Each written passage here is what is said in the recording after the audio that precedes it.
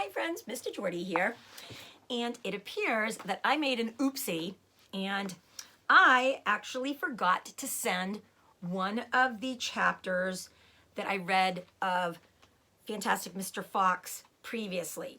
So what happened was that when I taped it, it did not have any sound. So today I'm going to read chapter 15, Bean's Secret Cider Cellar, chapter 16, The Woman, and I'm going to read chapter 17. So I'm going to do all three of these together so it makes sense. So here we go. Chapter 15, Bean's Secret Cider Cellar. Mr. Fox examined the wall carefully. He saw that the cement between the bricks was old and crumbly. So he loosened a brick without much trouble and pulled it away. Suddenly, out from the hole where the brick had been, there popped a small, sharp face with whiskers. "Go away," it snapped. "You can't come in here. It's private." "Good Lord," said Badger. "It's Rat." "You saucy beast," said Mr. Fox. "I should have guessed we'd find you down here somewhere." And there's a picture. "Go away," shrieked Rat. "Go on, beat it. This is my private pitch." "Be quiet," said Mr. Fox. "I will not be quiet," shrieked Rat. "This is my place. I got here first." Mr. Fox gave a brilliant smile, flashing his white teeth. "My dear Rat," he said softly, "I am a hungry fellow, and if you don't hop it quickly, I shall eat you up in one gulp." That did it. Rat popped back fast out of sight. Mr. Fox laughed and began pulling more bricks out of the wall. When he had made a biggish hole, he crept through it. Badger and the smallest fox followed him in. They found themselves in a vast, damp, gloomy cellar. "This is it," cried Mr. Fox. "This is what?" said Badger. "The place is empty." "Where are the turkeys?" asked the smallest fox, staring in the gloom. "I thought Bean was a turkey man."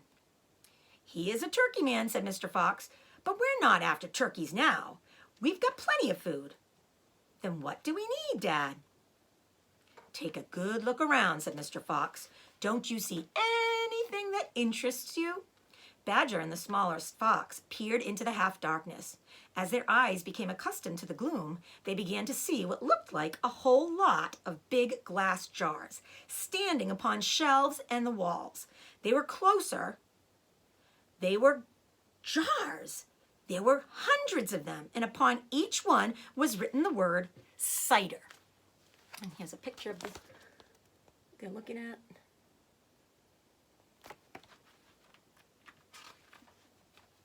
The smallest fox leapt high in the air. "Oh, Dad," he cried out. "Look what we've found. It's cider." "Exactly," said Mr. Fox. "Tremendous," shouted Badger. "Bean's Secret Cider Cellar," said Mr. Fox. "But go carefully, my dears. Don't make a noise. This cellar is right underneath the farmhouse itself." "Cider," said Badger. "It's especially good for badgers. We take it as medicine. One large glass 3 times a day with meals and another at bedtime." "It will make the feast into a banquet," said Mr. Fox. While they were talking, the smallest fox had sneaked a jar off the shelf and had taken a gulp. "Wow!" he gasped. "Wow-ee!" You must understand, this was not the ordinary weak, fizzy cider one buys in a store. It was the real stuff, a home-brewed fiery liquid that burned in your throat and boiled in your tummy. Here's the little fox having a sip. "Ah," gasped the little smallest fox. "This is some cider." "That's quite enough of that," said Mr. Fox, grabbing the jar and putting it to his own lips. He took a tremendous gulp. "It's miraculous," he whispered, fighting for breath. "It's fabulous. It's beautiful." "It's my turn," said Badger, taking the jar and tilting his head well back. The cider gurgled and bubbled down his throat. It's like melted gold," he gasped. "Oh, Foxy, it's like drinking sunbeams and rainbows." And here's a picture of that.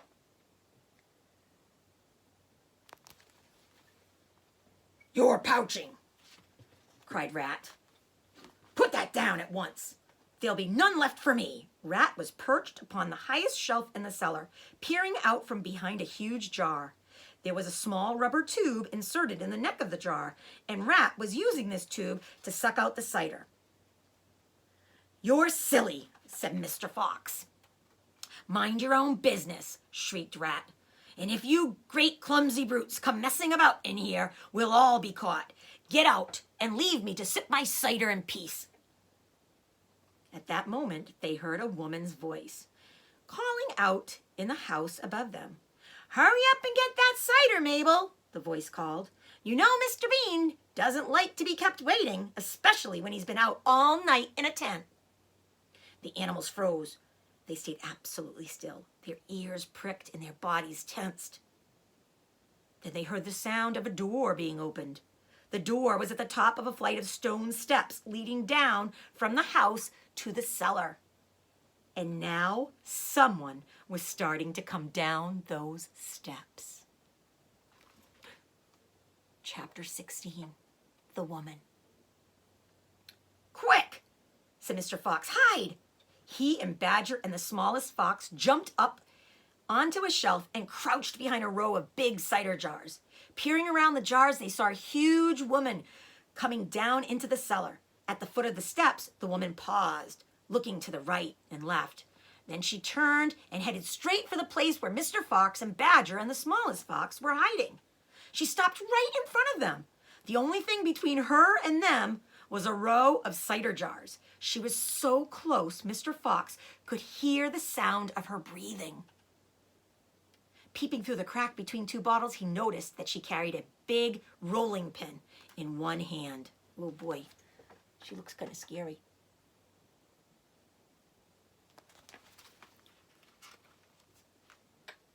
"How many will you be wanting this time, Mrs. Bean?"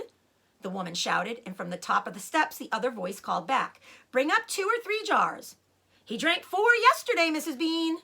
"Yes, but he won't want that many today, because he's not going to be up there more than a few hours longer. He says the fox is bound to make a run for it this morning.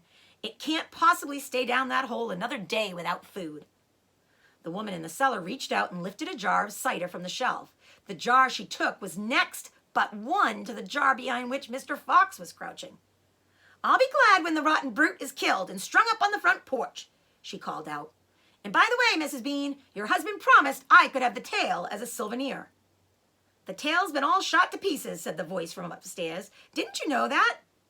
"You mean it's ruined?" "Of course it's ruined. They shot the tail but missed the fox." "Oh, heck," said the old woman. "I did not so..." Oops, that didn't make sense. Let's go back. "Oh, heck," said the big woman. "I did so want that tail." "You can have the head instead, Mabel. You can get it stuffed and hang it on your bedroom wall. Hurry up now with that cider." "Yes, ma'am, I'm coming," said the big woman, and she took a second jar from the shelf. There's a picture of her. And Mr. Fox and Badger and the littlest fox hiding there.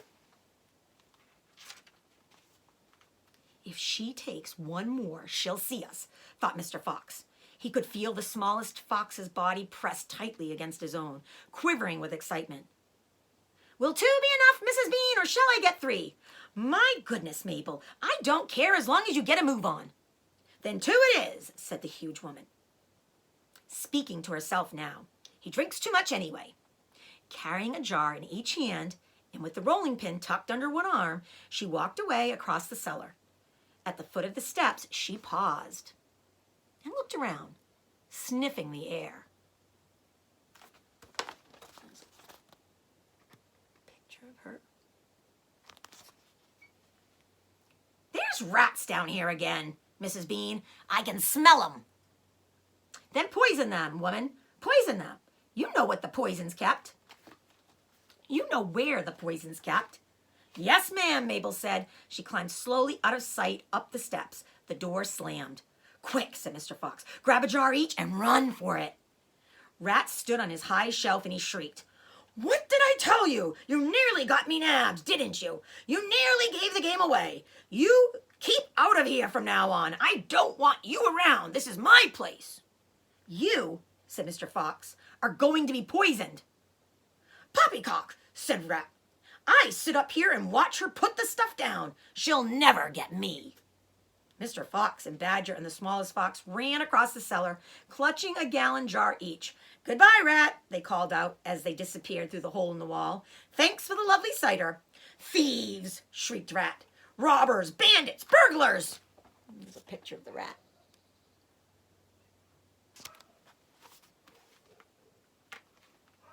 Chapter 17, The Great Feast. Back in the tunnel, they paused so that Mr. Fox could brick up the hole in the wall. He was humming to himself as he put the bricks back in place. I can still taste that glorious cider, he said. What an impudent fellow Rat is. He has bad manners, Badger said. All rats have bad manners. I've never met a polite rat yet. And he drinks too much, said Mr. Fox, putting the last brick in place. There we are. Now, home to the feast. They grabbed their jars of cider and off they went. Mr. Fox was in the front, the smallest fox came next, and Badger last. Along the tunnel they flew, past the turning that led to Bunce's mighty storehouse, past Bogus's chicken house number 1, and then up the long home stretch towards the place where they knew Mrs. Fox would be waiting. There's a picture of them running through the tunnels.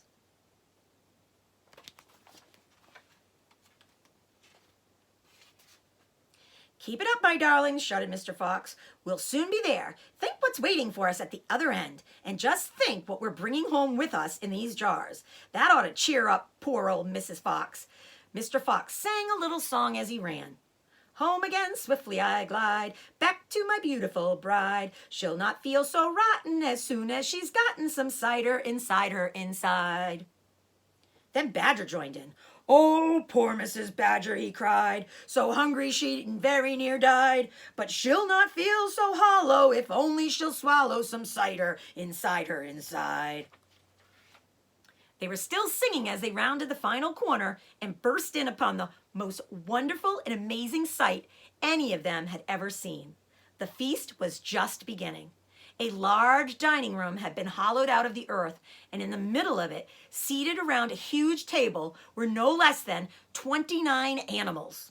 They were Mrs. Fox and the 3 small foxes, Mrs. Badger and 3 small badgers, Mole and Mrs. Mole and 4 small moles, Rabbit and Mrs. Rabbit and 5 small rabbits, Weasel and Mrs. Weasel and 6 small weasels.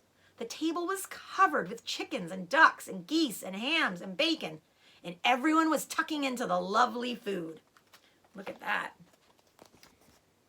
Big table. All those animals working together. All right. My darling, cried Mrs. Fox, jumping up and hugging Mr. Fox. We couldn't wait. Please forgive us. Then she hugged the smallest fox of all, and Mrs. Badger hugged Badger, and everyone hugged everyone else. Amid shouts of joy, the great jars of cider were placed upon the table, and Mr. Fox and Badger and the smallest fox sat down with the others. You must remember, no one had eaten a thing for several days. They were ravenous.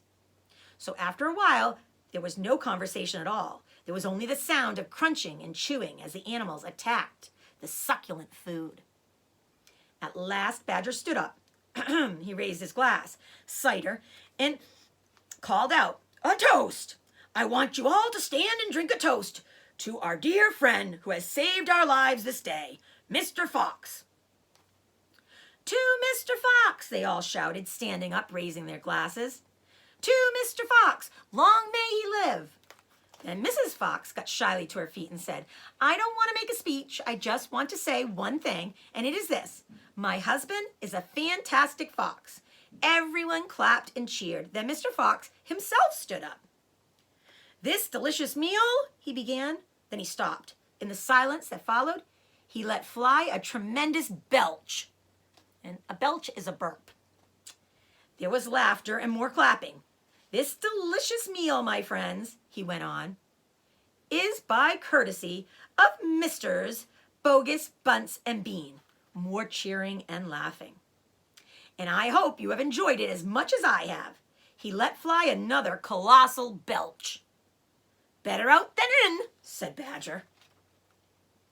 "Thank you," said Mr. Fox, grinning hugely. "But now, my friends, let us be serious. Let us think of tomorrow and the next day and the days after that. If we go out, we will be killed, right?" Right, they shouted. We'll be shot before we've gone a yard, said Badger. Exactly, said Mr. Fox. But who wants to go out anyway? Let me ask you that. We all are diggers, every one of us. We hate the outside. The outside is full of enemies. We only go out because we have to get food for our families. But now, my friends, we have an entirely new setup. We have a safe tunnel leading to 3 of the finest stores in the world. We do indeed, said Badger. I've seen them. And you know what this means, said Mr. Fox. It means that none of us need ever go out into the open again. There was a buzz of excitement around the table. I therefore invite you all, Mr. Fox went on, to stay here with me forever. Forever, they cried. My goodness, how marvelous. And Rabbit said to Mrs. Rabbit, my dear, just think, we're never going to be shot at again in our lives. We will make, said Mr. Fox, a little underground village with streets and houses on each side, separate houses for badgers and moles and rabbits and weasels and foxes. And every day I will go shopping for you all. And every day we will eat like kings. The cheering that followed this speech went on for many minutes. There they are, all cheering.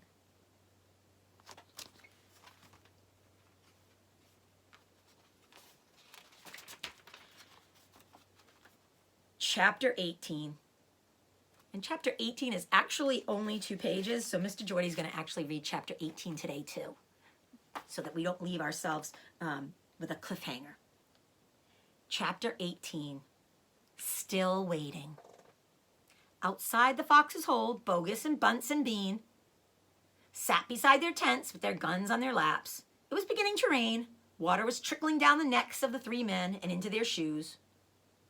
He won't stay down there much longer now, Bogus said. The brute must be famished, Bunce said. That's right, Bean said. He'll be making a dash for it at any moment. Keep your guns handy. They sat there by the hole, waiting for the fox to come out. And as far as I know, they are still waiting. Here's a picture of them getting all wet.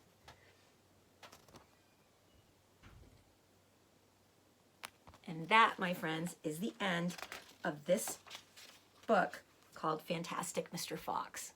So, finished just in time.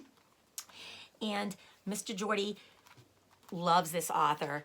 And I think that he is wonderful. If you enjoyed hearing this story by Roald Dahl, he writes lots of books with lots of humor and funny situations that go on. And his characters are very fun, and he uses lots of wonderful vocabulary, and he describes things so beautifully that you don't even have to really look at the sketches in the book.